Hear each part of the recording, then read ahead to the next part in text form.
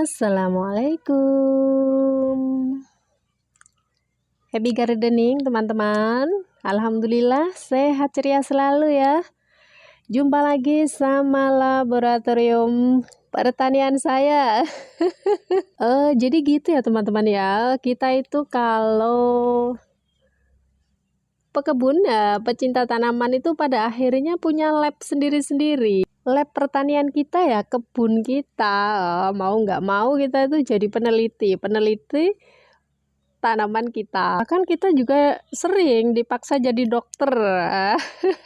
Dokter untuk tanaman kita yang sakit, kita sembuhkan.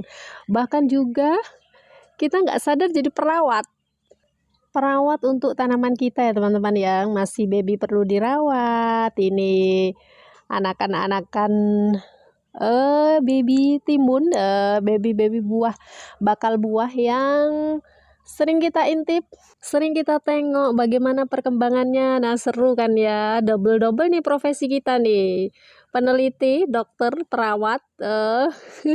Alhamdulillah menunjukkan perkembangan baik uji coba tanaman melon saya teman-teman ya. Alhamdulillah saya coba tanam yang jenis melon kajari, melon India ini saya tanam. Ini tanpa polinasi buatan ya teman-teman ya. Alhamdulillah 3 pohon saya uji coba, 3 pohon. Nanti it's okay kalau berhasil saya bakal tanam lebih banyak lagi teman-teman ya. Tanaman sayur sudah jalan.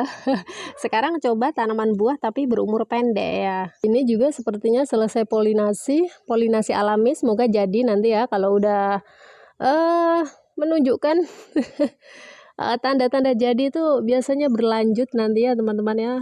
Mirip-mirip seperti timun tapi nutrisinya ini lebih keren, lebih banyak teman-teman. Daun-daunnya juga cantik. Oke ya, karena kita itu kayak pupuk, semua pecinta tanaman ya teman-teman pasti punya pupuk yang melimpah. Jadi kondisi pot seperti ini pun it's okay, tidak masalah, karena semakin ada yang numbuh menunjukkan media tanam kita adalah sehat ya. Nanti kalau kurang gizi kita tambah lagi ya. Ini buktinya daun-daunnya oke, sehat semua ya, menunjukkan bahwa nutrisi cukup. Tanah di perakaran pot baik ya teman-teman. Selalu di sana juga ada si rumput jampang. Padahal ini satu pot isi 2 pohon. Media tanam tetap bagus ya, dijaga sama mikroba yang ada di perakaran rumput jampang teman-teman. Alhamdulillah melon kajari kamu sehat ya, sehat bahagia di sini. Oke. Dan ya bilang kita kayak pupuk teman-teman ya, karena setiap hari kita itu sebenarnya memproduksi pupuk asal penanganannya tepat ya. Bukan hanya kompos, bukan hanya media tanam, tapi bahkan tersulap menjadi pupuk teman-teman ya. Dari mana bun? Dari limbah dapur, asalkan penanganannya tepat ya teman-teman, karena di limbah dapur itu ada banyak kulit, batang-batang hijau bekas sayur dan lain sebagainya. Penanganan yang tepat maka akan menjadi media tanam sempurna, bahkan mensuplai gizi untuk tanaman di atasnya hingga musim panen tiba teman-teman. Tanaman yang sebegitu banyaknya ini teman-teman ya, ini tanpa beli pupuk, jadi kita nggak perlu beli pupuk lagi dan no ribet dan no hama, asal penanganan dari awal teman-teman ya. Limbah dapur ataupun gulma, rumput-rumput, batang-batang hijauan, penanganannya tepat itu udah dipakai untuk media tanam maupun pupuk, sudah tanpa hinggapan hama lagi teman-teman ya. Kutu kebul, kutu putih dan kutu hitam di batang maupun daun cabai dan lain sebagainya itu adalah karena kita kadang seringnya terbawa arus model menanam dan lain sebagainya, tapi lupa gimana sebenarnya hutan atau alam ini hidup tanpa campur tangan manusia pun mereka tetap berbuah, bahkan hama-hama tetap hidup tapi tidak mengganggu spesies yang lain, tidak mengganggu tanaman-tanaman yang produktif yang dibutuhkan oleh manusia. Yang pentingnya adalah mikroba. Mikroba yang kita pakai untuk mengkompos atau mengurai sampah-sampah maupun hijau-hijauan yang akan kita buat, kita pakai untuk media tanam ya. Asalkan kita kembali ke alam teman-teman ya. Mikrobanya kita pakai tanah di perakaran rumput ya, karena di hamparan bumi manapun pasti ada rumput. Nah, di sanalah semua bahan organik bisa terurai tanpa harus pakai produk pabrikan, tanpa harus pakai ini itu ya. Nah, ini saya selalu ada, bahkan sekarang saya budidaya rumputnya ini teman-teman ya, karena begitu. Ini buktinya lah ini. Padahal di sini satu pot kecil itu ada rumput jampang yang begitu gemoynya, tapi seiring berjalannya waktu juga sawi pagoda ini juga subur teman-teman. Jadi kalau ada rumput adalah gulma dan lain sebagainya, maka harus dihancurkan, disingkirkan, maksudnya sampai apalagi sampai disemprot habis jadi gurun gersang itu, aduh sayang sekali ya teman-teman. Sama dengan kita tuh bunuh diri, membunuh negeri sendiri ya. Nah, ini mikrobanya yang penting adalah tanah. Kalau nggak ada tanah rumput jampang ya udah teman-teman pakai tanah ya, tanah yang dimana di atasnya tumbuh rumput. Nah, itu pasti mikrobanya bagus untuk mengurai bahan organik yang akan kita jadikan pupuk maupun kompos ataupun media tanam untuk tanaman kita ya teman-teman ya. Nanti ketika itu hasil kompos itu diaplikasikan, maka dia sudah benar-benar siap karena dia diurai oleh tanah itu sendiri. Pasti ya, tanah apapun ya teman-teman, kalau nggak punya rumput jampang ya. Tapi yang paling oke rumput jampang karena sekaligus mengusir hama atau zat-zat yang merugikan tanaman ya teman-teman. Itu nanti bahan organik diurai, nggak usah pakai produk-produk pabrikan ya, semua kita gratis teman-teman ya. Pasti terurai, pasti busuk, pasti jadi media tanam, pasti jadi pupuk, pasti jadi kompos berkualitas. Ketemu yaitu tanah ya teman-teman ya. Lanjut kita persiapkan wadahnya. Catatannya, kalau saya wadah jangan sampai berlubang ya. Ini karena saya memanfaatkan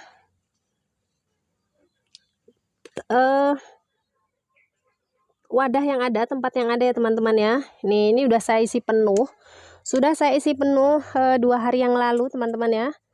Ini tanpa lubang. Kenapa? Tujuannya apapun. Ini yang sudah jadi ngempes tinggal separuh, nanti mau saya jemur ya teman-teman ya. Kenapa Bun? Ini menentukan sekali teman-teman ya, wadah untuk mengkompos limbah dapur kita atau hijau-hijauan atau apalah yang sampah yang teman-teman punya, jangan sampai lubang. Tujuannya apa? Karena ini nanti kalau terurai menjadi hancur, menjadi yang tadinya bahan organik utuh, bahkan kering, itu menjadi ada nutrisi-nutrisi, tetesan-tetesannya itu. Kalau sini lubang ya udah berarti di atasnya itu tinggal ampasnya saja teman-teman ya.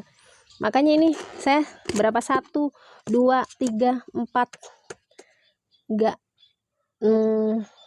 ada yang lubang semua. Karena apa? Nutrisi biar tetap tersimpan di tanahnya. Nah, ini di hasil komposannya ini di sini. Ini bukan sekedar kompos teman-teman ya. Kalau ini untuk media tanam, jadi dalam 1 bulan saja teman-teman tuh sudah punya media tanam. Kalau kemarin ada yang bingung media tanamnya apa Bun dan lain sebagainya, ini loh, kita tuh setiap hari memproduksi media tanam. Kalau di bawahnya nggak dilobangin teman-teman ya, jadinya nanti tanah. Jadi kompos dapur kita tuh jadinya tanah, bukan sekedar ampas ya. Kalau ampas masih tetap bagus, masih tetap oke ya. Cuman kan rugi ya, sayang ya kita ya, sayang sekali ini jadinya tanah. Bisa untuk pupuk susulan ya kan, kalau sudah seperti ini. Bisa juga untuk campuran media tanam, karena kita pecinta petani pot ya teman-teman, maka bisa dicampur dengan sekam mentah. Yang penting jangan pakai arang sekam. Kenapa? Nah ini sudah ketemu mikrobanya ya, maksudnya tanah kita tutup besok biar ini nanti nyatu.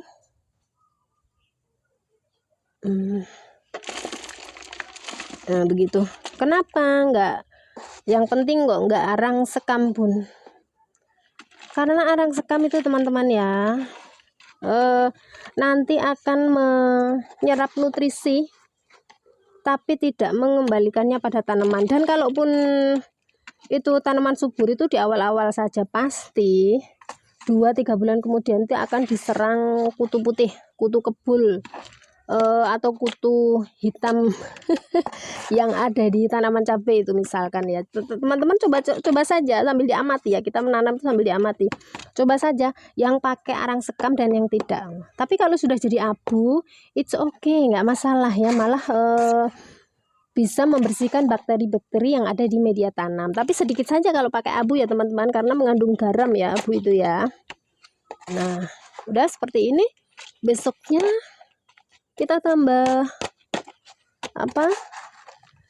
sampah lagi atau hijau-hijauan daun, rumput juga bagus banget ditambah rumput ini ya teman-teman ya.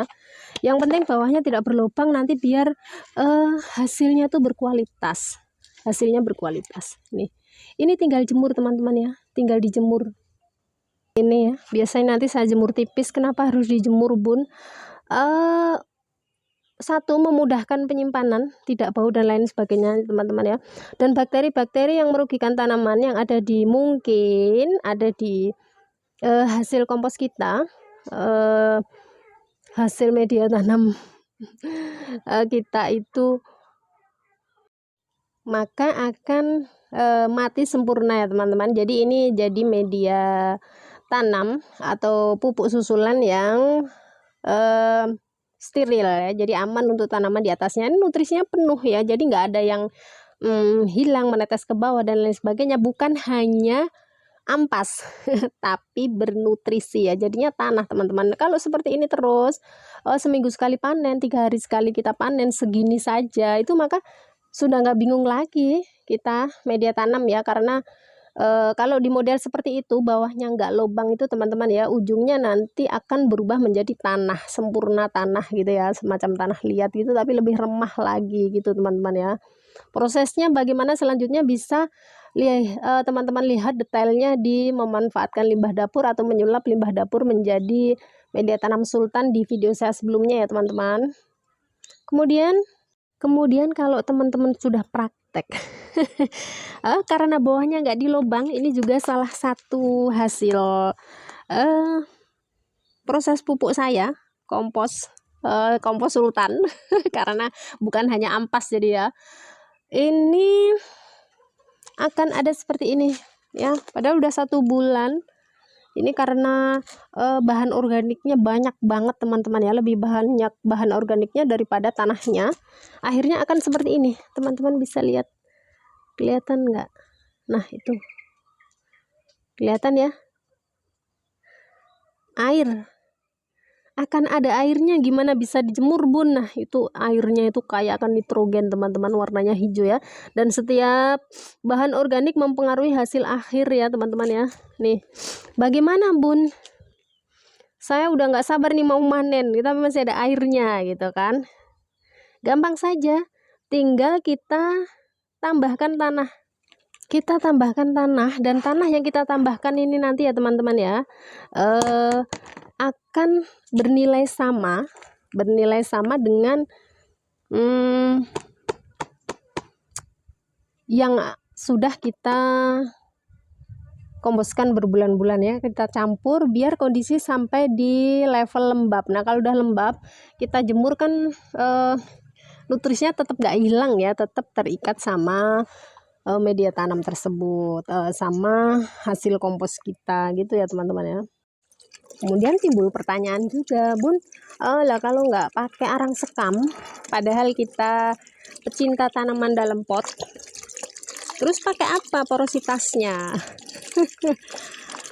Pakai aja sekam yang masih mentah ya,